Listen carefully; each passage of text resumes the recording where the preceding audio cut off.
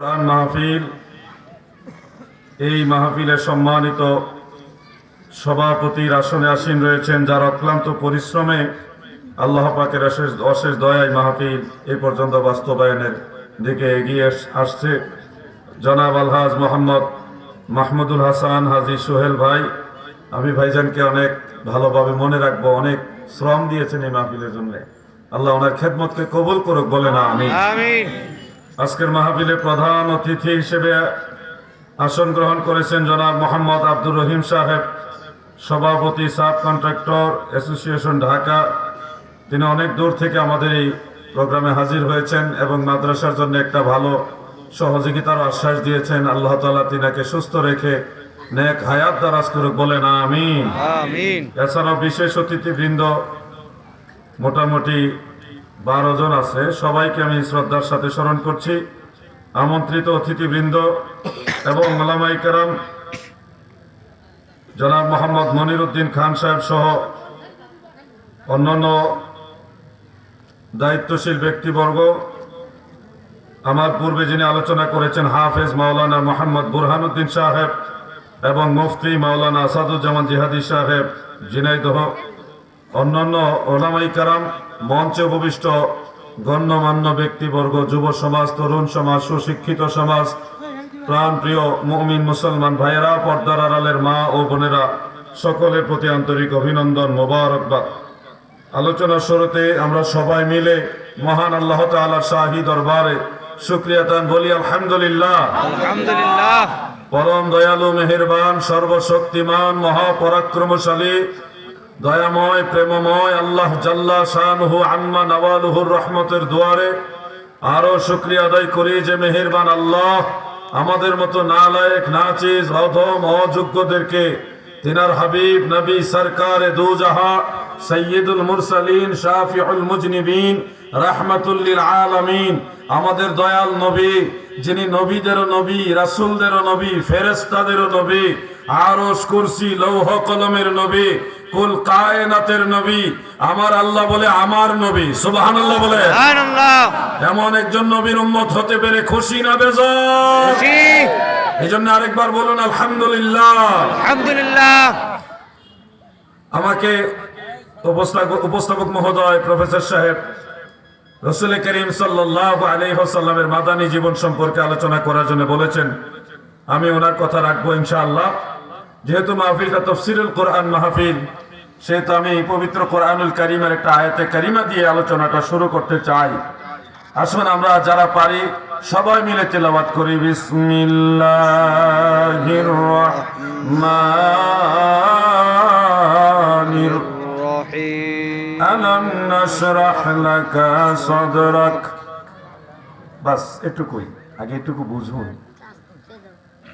আল্লাহ তাআলা বলতেছেন, হাবিব, ও আমার বন্ধু, ও আমার নবী, আমি কি আপনার বক্ষকে প্রশস্ত করিনি? বক্ষ মানে সিনা, আপনার সিনা মুবারককে আমি কি প্রশস্ত করিনি? মানে প্রশস্ত করেছেন। তো এই প্রশস্ততা মানে শারীরিক, এই যে ফিজিক্যালি নবীজির সিনা মুবারককে বড় করে দিয়েছেন ওটা নয়, বরং এই প্রশস্ততা হলো রাসূল করিম সাল্লাল্লাহু আলাইহি ওয়াসাল্লামের ইলমের নূর মুবারককে আরো বৃদ্ধি করে দিয়েছেন। সুবহানাল্লাহ। সুবহানাল্লাহ। সহিহ বুখারীর মধ্যে উল্লেখ, মিশকাতুল মাসাবিহ, সেখানেও হাদিসটা উল্লেখ, মেরাজের হাদিসের মধ্যে রাসূল করিম সাল্লাল্লাহু আলাইহি ওয়াসাল্লাম যখন মেরাজে যান, তখন জিবরিল আমিন আলাইহিস সালাম আমার দয়াল নবীজির কাছে এসে বসলেন। তেনার কাছে একটা স্বর্ণের প্লেট, সেই প্লেটের মধ্যে কিছু নূর এবং হিকমা, এই দুইটা জিনিস রাখা।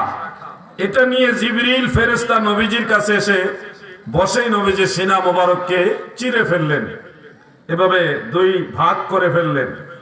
এরপরে নবীজির কাল মোবারক বের করলেন, বের করে জমজম কুয়ার পানি দিয়ে প্রিয় নবীজির কাল মোবারককে ধৌত করলেন। সুবহানাল্লাহ বলুন। সুবহানাল্লাহ। ধৌত করার পরে হযরত জিবরিল আলাইহিস সালাম আমার নবীজির কাল মোবারকের ভিতরে ওই যে নূর এনেছেন এবং হিকমা এনেছেন স্বর্ণের প্লেটের মধ্যে, সেই নূর এবং হিকমা দ্বারা নবীজির কাল মোবারককে আরো প্রশস্ত করে দিলেন, জ্ঞানের নূর আরো আল্লাহ বাড়ায় দিলেন। এই যে নূর এটাকে মিন করে আমার আল্লাহ বলেছেন ওয়ানজালাল্লাহু আলাইকাল কিতাবা ওয়াল হিকমাতা ওয়াআল্লামাকা মা লাম তাকুন তা'লাম। হাবিব আমার বন্ধু, আল্লাহ আমার নবীকে বলে আমি আপনাকে কিতাব দিয়েছি, আসমানি কিতাব মানে কোরআনুল কারীম, এবং আপনাকে হিকমত দান করেছি, হিকমার উপরে হিকমা দিয়েছি, নূরের উপরে নূর দিয়েছি, যেটাকে নূরুন আলা নূর বলা হয়। প্রিয় ভাইয়েরা আমার, এখানে আরেকটা আলোচনা আপনাদের জেনে রাখা উচিত। একটা হাদিসের মধ্যে রয়েছে আমার নবীজির কাল মুবারক থেকে একটা জিনিস জিবরিল ফেরেশতা বের করে ফেলে দিয়েছেন। এটা কি জিনিস ছিল? অনেকে অনেক ভাবে ব্যাখ্যা করে থাকেন, কিন্তু আজকে এমন একটা ব্যাখ্যা আপনাদের শোনাবো। আল্লাহর হাবিব রাহমাতুল লিল আলামিন, আমার নবীজির লক্ষ্য হলো রাহমাতুল লিল আলামিন। রাহমাতুল লিল আলামিন এটা কোরআনের মধ্যে আছে, ওয়ামা আরসালনাকা ইল্লা রাহমাতাল লিল আলামিন।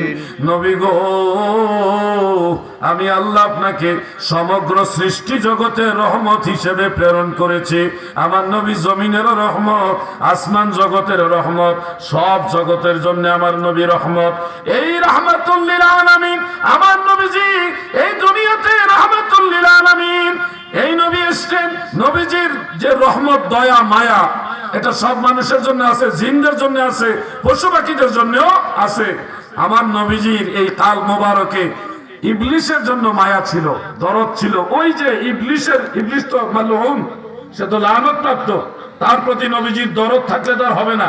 এই জন্য আল্লাহ তাআলা জিবরিলের মাধ্যমে ইবলিসের প্রতি যে দরদের অংশটা ছিল, এটা নবীজির কাল মোবারক থেকে বের করে ফেলে দিলেন, যেন হাসরের ময়দানে ইবলিসের জন্য আবার নবীজির মায়া না লাগে। সুবহানাল্লাহ বলে। এই হলো সঠিক তাফসীর কোরআনের আয়াতের। দাদু, আপনি যদি বলেন নবীজির কালবের মধ্যে ময়লা আবর্জনা ছিল, এটা বের করা হয়েছে, তাহলে কিন্তু বেয়াদবি হবে, এমনকি ঈমান নষ্ট হওয়ারও সম্ভাবনা আছে। কারণ নবীজি পুত পবিত্র। নবীজি কি? পুত পবিত্র। ইন্নামা ইউরিদুল্লাহু লিইউযহিবা আনকুমুর রিজসা আহলাল বাইতি ওয়া ইউতাহহিরাকুম তাতহীরা। আমার নবীজি এবং নবীর আহলে বাইত তিনাদেরকে পবিত্র ঘোষণা করেছে আমার আল্লাহ। এইজন্য নবীজির ভিতরে, রাসূল করিম সাল্লাল্লাহু আলাইহি ওয়াসাল্লামের ভিতরে কোন ধরনের কালো কালিমা বা ময়লা আবর্জনা এই ধরনের জিনিস ছিল, এই ধরনের চিন্তা করা যাবে না।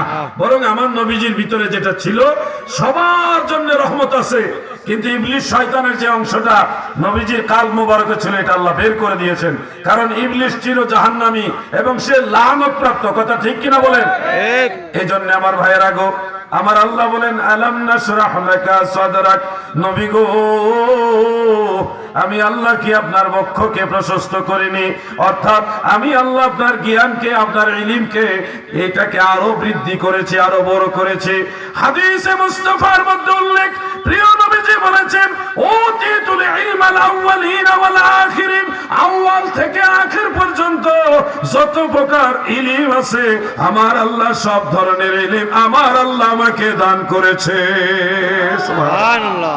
আমার নবী জন রহমতের নবী, রাহমাতুল লিল আলামিন নবী। এই নবীর সাথে সম্পর্ক রাখতে হবে।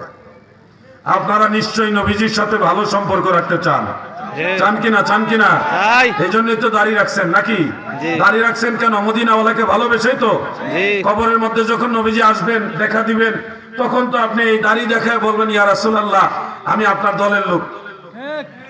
কথা ঠিক না ভাই?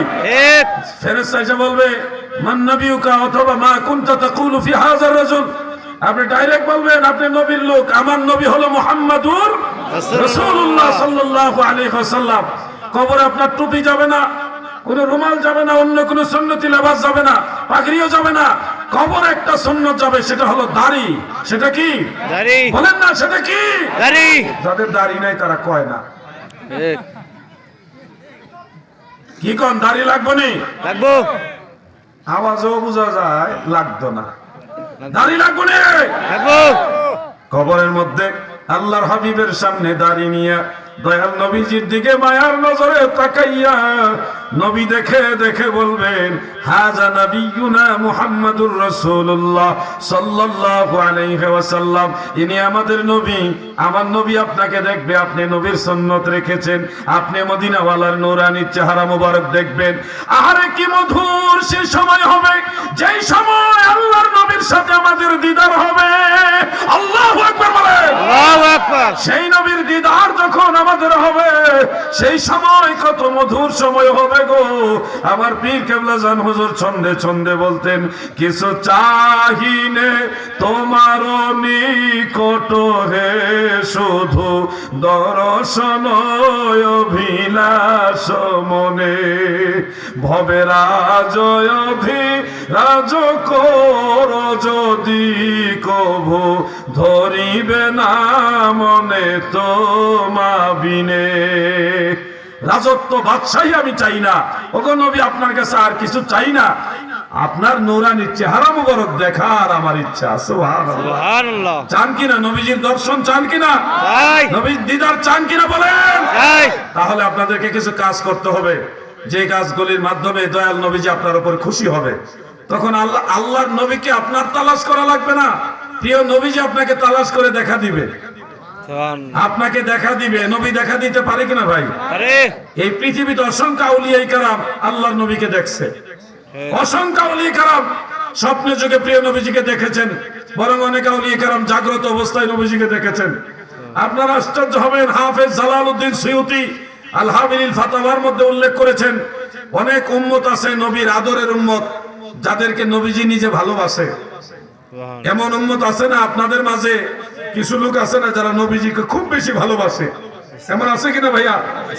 এই ধরনের উম্মতকে, যাদেরকে নবীজি নিজে ভালোবাসে, ইমাম জালালউদ্দিন সুয়ুতি রাহমাতুল্লাহ আলাইহি উল্লেখ করেন, তারা মারা গেলে তাদের জানাজার নামাজে আল্লাহর নবী রূহানি ভাবে উপস্থিত হয়। সুবহানাল্লাহ। আপনারা চান কিনা নবীজি আপনার জানাজায় আসুক? এটা চান কিনা ভাই? চাই। এটা তো কত বড় সৌভাগ্যের বিষয়। নবী আমার জান, নবী আমার প্রাণ, নবীর কাছে আছে আমার মাওলার সন্ধান, নবীর কাছে আছে আমার মাওলার সন্ধান, নবী আমার জান, নবী আমার প্রাণ। যদি নবী দেখার সুযোগ এই দুনিয়াতে হয়ে যায়, ইমানের নজরে মুসলমান হয়ে যদি একবার স্বপ্নে যুগে